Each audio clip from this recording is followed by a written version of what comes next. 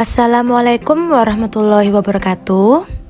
Kami dari kelompok 1 Perancangan dan Pengembangan Kurikulum akan menyampaikan hasil diskusi kelompok kami mengenai desain mundur atau backward design dalam perancangan pembelajaran.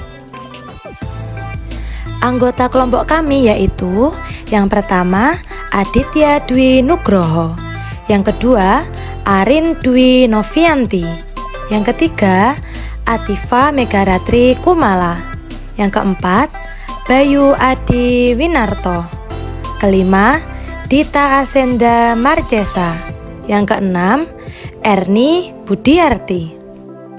Masing-masing dari anggota kelompok 1 akan mempresentasikan hasil diskusi. Yang pertama, apa itu desain mundur atau backward design? Jawabannya, bagaimanapun juga, sebagai perancang pembelajaran, kita harus juga memahami metode perancangan yang kita gunakan. Salah satunya, metode perancangan pembelajaran yang efektif, yaitu perancangan mundur atau backward design. Seperti yang termakna dari namanya, desain mutu dimulai dari akhir terlebih dahulu, yaitu tujuan yang nyata dari kegiatan pembelajaran. Kemudian, kita akan mundur untuk mengembangkan bahan ajar dan kegiatan yang memenuhi tujuan pembelajaran tersebut. Sebagian besar rancangan pembelajaran dengan cara yang kita gunakan untuk merancang fokus pada konten dan tidak pada hasil.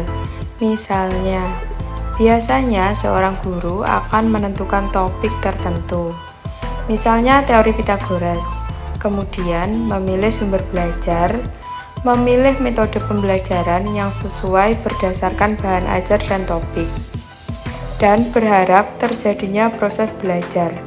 Akhirnya, guru akan memikirkan soal-soal matematika untuk menilai pemahaman siswa akan teori Pythagoras. Dalam pendekatan ini, asesmen dilakukan secara sumatif. Selanjutnya adalah tahap desain. Mari kita lihat kembali ketiga tahap dari desain mundur dan mempelajari bagaimana cara membantu para guru untuk menggunakan pendekatan ini. Yang pertama adalah mengidentifikasi hasil yang diharapkan atau tujuan. Ketika kita memulai perencanaan, identifikasilah satu atau dua tujuan atau hasil pembelajaran yang akan kita dapat ketahui oleh siswa sebagai hasil dari kegiatan pembelajaran yang akan kita rancang. Apa ide-ide utama yang akan kita pelajari oleh siswa? Tujuan pembelajaran dapat diambil berdasarkan standar kurikulum nasional dari pemerintah yang berupa KI atau kompetensi inti, KD, kompetensi dasar, dan indikator dari masing-masing pembelajaran. Misalnya, pertanyaan seperti siswa akan menggunakan aplikasi Inspiration untuk menciptakan pemetaan konsep, merupakan sebuah kegiatan dan bukan tujuan. Namun pernyataan seperti siswa memahami bagaimana peta konsep dapat digunakan dalam proses curah pendapat merupakan sebuah tujuan pembelajaran. Pada tahap desain yang kedua, yaitu menemukan bukti yang dapat diterima atau asesmen penilaian. Sekarang bagaimana para guru akan mengetahui bahwa para siswa telah memenuhi tujuan-tujuan ini? Ini adalah sebuah asesmen. Biasanya dalam pembelajaran tradisional, asesmen ada di akhir pembelajaran. Dalam kelas yang berpusat pada siswa, asesmen ditentukan selama pelajaran berlangsung. Bentuknya adalah formatif atau selama pembelajaran berlangsung dan sumatif atau di akhir pembelajaran. Ada beberapa tipe dari asesmen formatif: tanya jawab, observasi, esai, bermain peran, proyek, kuis, jurnal, dan sebagainya. Tujuan dari asesmen formatif adalah untuk melihat seberapa jauh siswa telah dapat mencapai tujuan pembelajaran dan membantu memperbaiki kesalahpahaman. Sebagai guru, kita ingin memastikan seluruh siswa berhasil. Dan cara terbaik adalah dengan melakukan pengecekan secara konstan dan melakukan asesmen terhadap pemahaman mereka. Bentuk-bentuk asesmen yang telah didaftar dalam paragraf sebelumnya juga dapat menjadi asesmen sumatif. Asesmen sumatif biasanya berbentuk tes atau ujian dan biasanya bersifat final. Tujuan dari asesmen formatif adalah untuk memberi sertifikat kepada siswa atas penguasaan konsep atau keterampilan.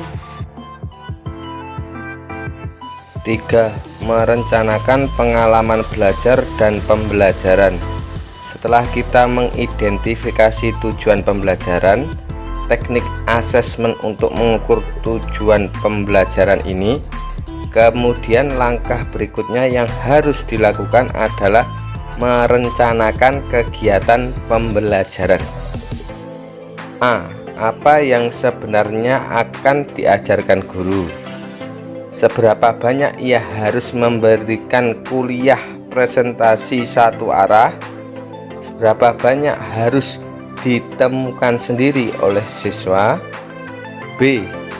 Kegiatan-kegiatan apakah yang akan membantu siswa mencapai tujuan pembelajaran dengan cara terbaik?